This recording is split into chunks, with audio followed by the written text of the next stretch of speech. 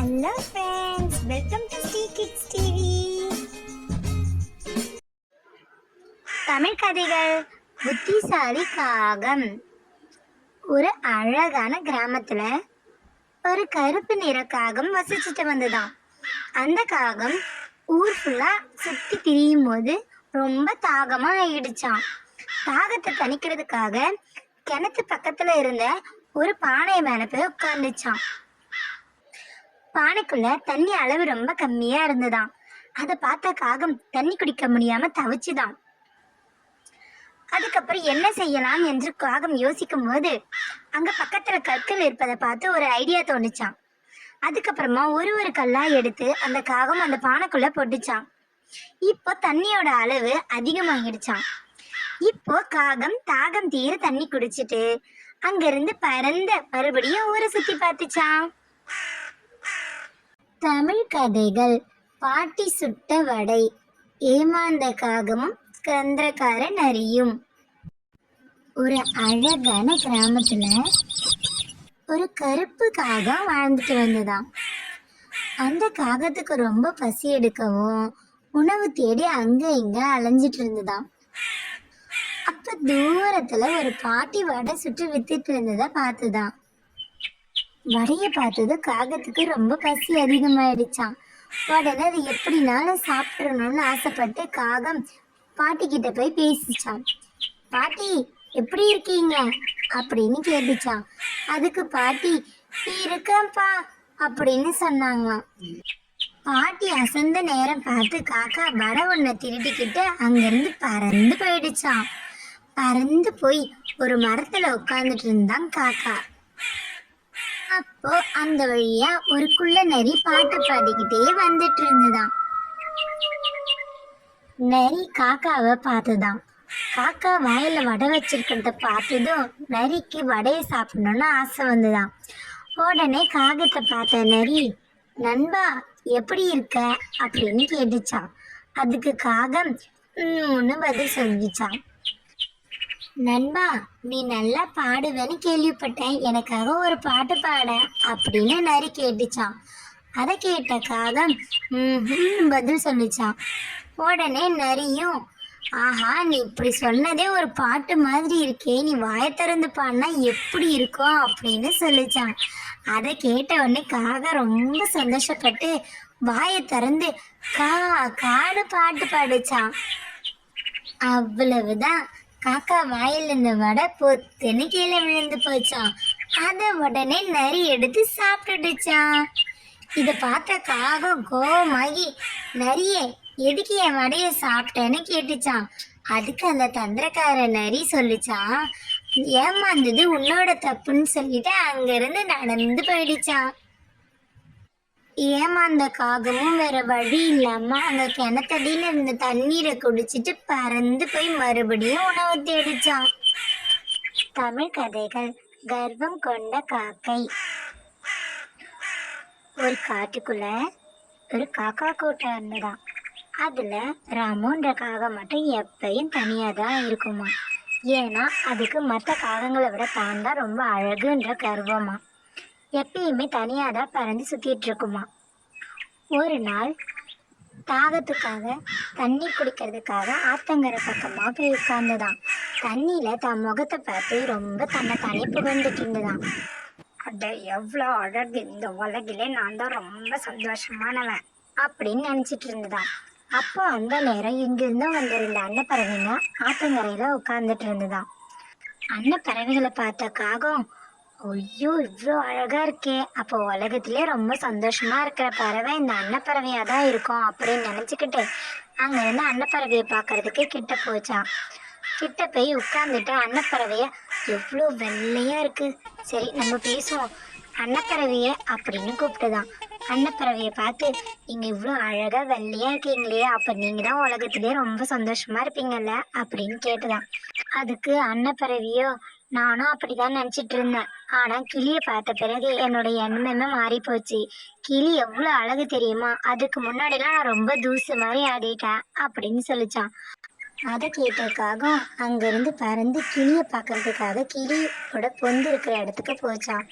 வழியிலே யோசிச்சுக்கிச்சான். அப்ப கிளிதான் இருக்கிறதுல சந்தோஷமான பறவை போல, ஏன்னா அதுதான் அழகா இருக்கே அப்படின்ட்டு போய் உட்கார்ந்த உடனே, ஆஹா ஆமா ஆமா கொக்கு சொன்ன மாதிரி இது பச்சையா அழகா இருக்கே அப்படின்னு நினைச்ச காகம் கிளியை கூப்பிட்டு பேசிச்சான்.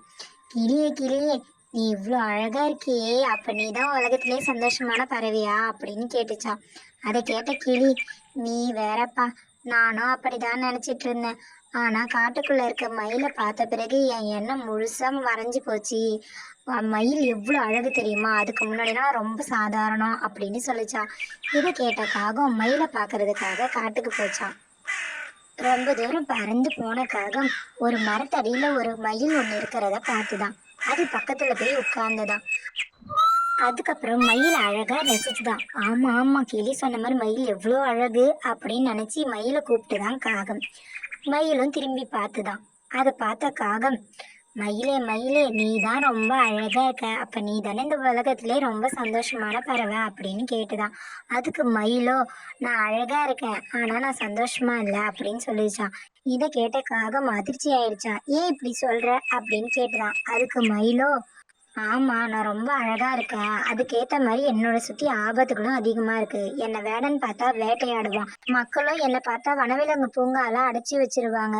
ஆனா என்னால சுதந்திரமா இருக்க முடியல. ஆனா உன்னை பாரு, நீ எவ்வளவு சுதந்திரமா இருக்க, உன் கூட்டத்து கூட நீ சந்தோஷமா இருக்கல, ஆனா அந்த மாதிரி எங்களால இருக்க முடியலையே அப்படின்னு சொல்லிச்சான். மயில் சொன்னதை கேட்ட பறவைக்கு தான் எவ்வளவு அழகா இருக்கிறோம், எவ்வளவு சந்தோஷமா இருக்கிறோம்னு சொல்லிட்டு கூட்டத்து கூட சேராம இருந்தது எவ்வளவு தப்புன்னு புரிஞ்சுதான். இனிமேல் கர்வமா இருக்கக்கூடாதுன்னு முடிவு பண்ணிட்டு தான் கூட்டத்து கூட போய் சேர்ந்து சந்தோஷமா வாழ்ந்துதான்.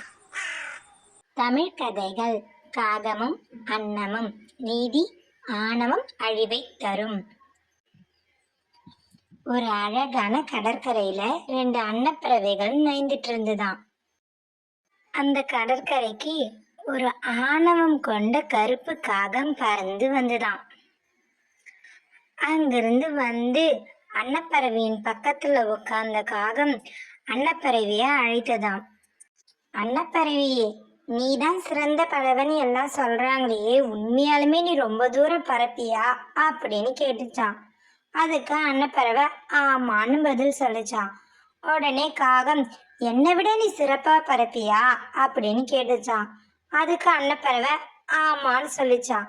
அப்ப நமக்குள்ள ஒரு போட்டி வச்சுக்கலாம், என்ன நீ ஜெயிச்சிட்டனா நான் அப்போ நீ சிறந்த பறவைன்னு ஒத்துக்கிறேன் அப்படின்னு காகம் சொல்லிச்சான். அன்னமும் சரின்னு சொல்லிட்டு 2 பேரும் பறக்க ஆரம்பிச்சாங்களாம். உடனே காகம் வேக வேகமா பறந்துதான்.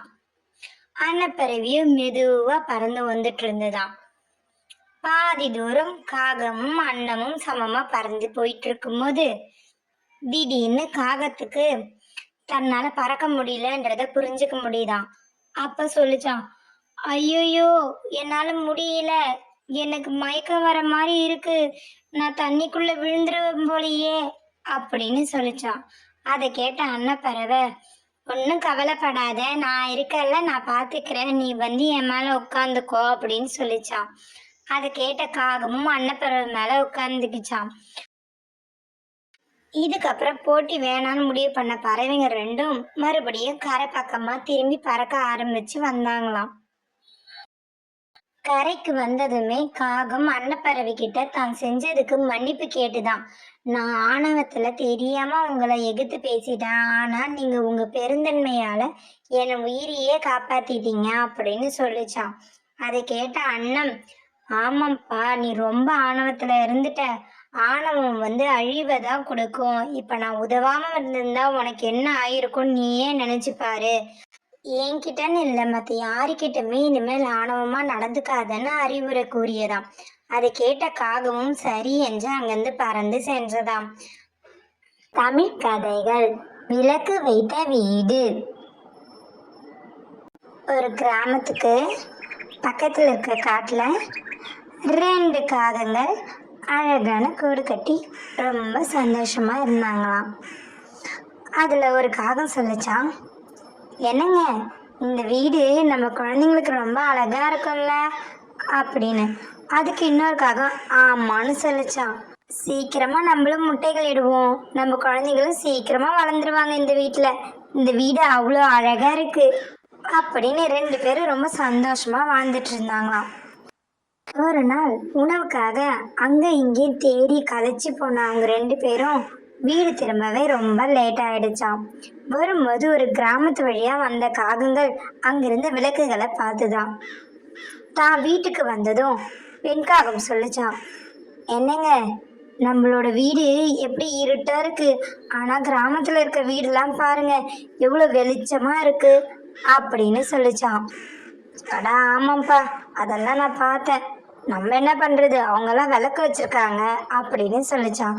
அதை கேட்ட காகம், எனக்கும் ஒரு விளக்கு வேணுங்க, அப்பதானே நம்ம குழந்தைங்களும் சந்தோஷமா எப்பயும் நைட்லயும் விளையாடுவாங்க அப்படின்னு சொல்லிச்சான். காகத்தோட ஆசையை புரிஞ்சுக்கிட்ட காகம், சரி நானும் ஒரு விளக்கு எப்படின்னா முயற்சி செஞ்சு எடுத்துட்டு வரேன் அப்படின்னு சொல்லிச்சான். ஒரு நாள் பெண் காகத்துக்காக விளக்கு தேடி ஆண் காகம் அங்க இங்கன்னு ரொம்ப தேடி அலைஞ்சுதான். அதுக்கப்புறம் தான் கூட்டுக்கு வரும்போது ஒரு மின்மினி பூச்சியை கூட்டிட்டு வந்து காகத்துக்கிட்ட கொடுத்துதான். அந்த மின்மினி பூச்சியை பார்த்த பெண் காகம், என்னங்க, இந்த வெளிச்சம் எப்படிங்க நம்ம கூடுக்கு பார்த்தோம், இது ரொம்ப கம்மியாக தானே வெளிச்சம் தருது, அதை விட நல்ல விளக்கே உங்களுக்கு கிடைக்கலையா அப்படின்னு கேட்டுச்சான். சரின்னு சொன்ன காகம் மறுநாள் மறுபடியும் தேடி அங்கே இங்கன்னு அலைஞ்சுதான். அதுக்கப்புறம் ஒரு வீட்டில் இருந்து தெரியாமல் திருடிட்டு வந்த விளக்கு எடுத்துக்கிட்டு தான் கூட்டுக்கு வந்துச்சான். அதை பார்த்த பெண் காகம், இந்த விளக்கு ரொம்பவே நல்லா இருக்குங்க, ஆனால் இதோட வெளிச்சமும் ரொம்ப கம்மியாக தானே இருக்கு அப்படின்னு சொல்லிச்சான். இதை கேட்ட ஆண் காகம் ரொம்ப சோகமாயிடுச்சான். உடனே பெண் காகம், ஏங்க நீங்கள் முயற்சி பண்ணுங்க, உங்களுக்கு இதை விட நல்ல வெளிச்சம் தர விளக்கு கண்டிப்பாக கிடைக்கும் அப்படின்னு சொல்லிச்சான். அதை கேட்ட ஆண் காகம் 3வது நாள் மறுபடியும் போய் தேடிச்சான். அப்போ ஒரு கிராமத்துல நெருப்பு எரிஞ்சிட்டு இருக்கிறத பார்த்துதான். உடனே அதை எடுக்கிறதுக்காக அது கிட்ட வந்துதான் கருப்பு காகம். அதை பார்த்த ஒரு நாயோ, என்ன பண்ற காகம் அப்படின்னு கேட்டுதான். அதுக்கு காக்காவோ, எனக்கு ஒரு விளக்கு வேணும், அதுக்காக இந்த நெருப்பு குச்சி எடுக்க வந்திருக்கேன் அப்படின்னு சொல்லிச்சான். அதை கேட்ட நாய், ஐயோ நெருப்பு குச்சியெல்லாம் வேணாம், அது உனக்கே ஆபத்தா முடியும் அப்படின்னு சொல்லிச்சான். அதை கேட்காத காகம் தன் மனைவிக்காக அங்கிருந்து ஒரு நெருப்பு குச்சியை எடுத்துட்டு தன் வீட்டுக்கு பறந்து போச்சான். நெருப்பு குச்சியை பார்த்ததுமே பெண் காகத்துக்கு ரொம்ப சந்தோஷமாயிடுச்சான். நீங்க எடுத்துட்டு வந்த 2 விளக்கை விட இது ரொம்ப அழகா வெளிச்சமா இருக்குங்க, இது பார்க்கறதுக்கும் ரொம்ப அழகா இருக்குதுங்க அப்படின்னு சொல்லி பேசிட்டே இருக்கும்போது அந்த குச்சி எரிஞ்சு கூடும் எரிய ஆரம்பிச்சிருச்சான். அதை பார்த்த காகங்கள் உடனே கீழே இறங்கிட்டாங்களாம். நிக்காம எரிஞ்சு மொத்த கூட்டையுமே அழிச்சிடுச்சான். அதுக்கப்புறம் அங்க கூடு இருந்த தடமே தெரியலையா. அப்பதான் பெண் காகம் ஆண் காகத்துக்கிட்ட மன்னிப்பு கேட்டுதான், என் தப்பு தாங்க, நான் ரொம்ப பேராசைப்பட்டுட்டேன், நம்ம கிட்ட இருந்த கூடை வச்சுட்டு நம்ம சந்தோஷமா இருக்கலாம், வேண்டாத விளக்குக்காக நம்ம வீட்டையே இழந்துட்டோமே அப்படின்னு சொல்லிச்சான். அதுக்கப்புறம் ஆண் காகம் வேற ஒரு கூடு கட்டி அங்க போய் சந்தோஷமா இருந்தாங்களாம். தமிழ் கதைகள். மஞ்சள் காகம். ஒரு அழகான கிராமத்துல ஒரு மரத்துல ஒரு காகமும் அதோட குஞ்சும் வாழ்ந்துட்டு வந்தாங்களாம். அந்த காக்காவோட குஞ்சு பேரு சிட்டுவான். அவங்க 2 பேரும் ரொம்ப சந்தோஷமா இருந்தாங்களாம். தாய் காகம் பகல்ல இரை தேடி போகும்போது சிட்டு கூட்டுக்குள்ளே இருக்குமா. அதுக்கப்புறம் வீட்டுக்கு வந்த தாய் காகம் சிட்டுக்கு பறக்க சொல்லி கொடுப்பாங்களாம். இப்படியே அவங்க 2 பேரும் ரொம்ப சந்தோஷமா இருந்தாங்களாம். ஒரு நாள் காகங்கள் கூட்டில் உட்காந்து வேடிக்கை பார்த்துட்டு இருக்கும்போது கீழே கோழியும் அதோட 2 குஞ்சுகளும் மேய்ஞ்சிட்டு இருந்தாங்களாம். அதை பார்த்த தாய் காகம் தனது குஞ்சு கிட்ட சொல்லிச்சான், சீட்டு அங்க பாரு, கோழி குஞ்சுகள் மஞ்சள் கலர்ல எவ்வளவு அழகா இருக்கு அப்படின்னு. அதை கேட்ட சிட்டுவோ அப்போ மஞ்சள் வண்ணம் தான் அழகுன்னு நினைச்சுக்கிச்சான். அதுக்கப்புறம் தாய்க்காகம் உணவுக்காக போயிருந்ததாம். அந்த நேரத்துல சிட்டு உட்கார்ந்துகிட்ட கோழி குஞ்சுகளையே பார்த்துட்டு இருந்ததாம். அப்போ சிட்டுக்கு சட்டுன்னு ஒரு எண்ணம் வந்ததாம், நம்மளும் மஞ்சள் நிறத்துல மாறிட்டா நம்ம தாய்க்கும் நம்மள ரொம்ப பிடிச்சிடுமே அப்படின்னு நினைச்ச சிட்டு எப்படின்னா மஞ்சளா மாறணுன்றதுக்காக சிட்டு அங்கிருந்து தாய் வருவதற்கு முன் பறந்து சென்றதாம். ஊரெல்லாம் தேடி சுரிந்ததும் சிட்டுக்கு என்ன பண்றது, தான் எப்படி மஞ்சளாவதுன்னே தெரியலையாம். கொஞ்ச தூரத்துக்கு அப்புறம் ஒரு வீட்டு வாசல்ல ஒரு பெயிண்ட் டப்பா இருந்ததாம். அதுல மஞ்சள் வண்ண பெயிண்ட பார்த்த சிட்டுக்கு தான் இதுக்குள்ள குதித்து எழுந்தா மஞ்சள் ஆயிடுவோம், அம்மாவுக்கு நம்மள ரொம்ப பிடிச்சிரும் அப்படின்னு நினைச்சு அதுக்குள்ள குதிச்சுதான். அதுக்கப்புறம் வெளியில வந்த சிட்டு தன் மஞ்சள் நிறத்தை பார்த்ததும் ரொம்ப சந்தோஷப்பட்டு அம்மா நம்மளை பார்த்தா ரொம்ப சந்தோஷப்படுவாங்க அப்படின்னு நினைச்சு அங்கிருந்து கூண்டுக்கு பறந்து போச்சான். கூண்டுக்கு போன சிட்டு அம்மாவோட வருகைக்காக காத்துட்டு இருந்துதான். அப்போ தாய்க்காகமும் வந்துதான். தாய்க்காகம் சிட்டு மஞ்சள் கலர்ல இருக்கிறத பார்த்தோன்னே ஐயோ என்னாச்சு அப்படின்னு அதிர்ச்சி ஆயிட்டாங்களாம்.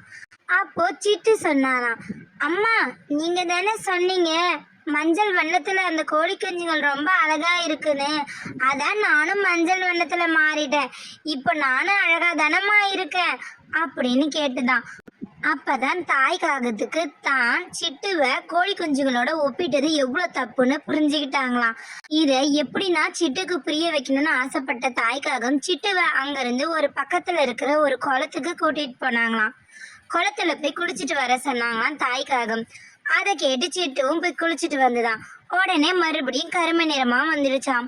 அதை பார்த்த தாய் காகம் சொல்லிச்சான், நீ எப்படி இருந்தாலும் நீ என்னோட குழந்தை, உன்னை எனக்கு பிடிக்காம போகுமா? இந்த உலகத்திலே நீ தான் எனக்கு ரொம்ப அழகானவன். அதை கேட்ட குட்டிக்காகமான சிட்டுவுக்கு ரொம்ப சந்தோஷமா. அதுக்கப்புறம் 2 பேரும் ரொம்ப சந்தோஷமா இருந்தாங்களாம். Thanks for watching our channel. Like, share and subscribe us.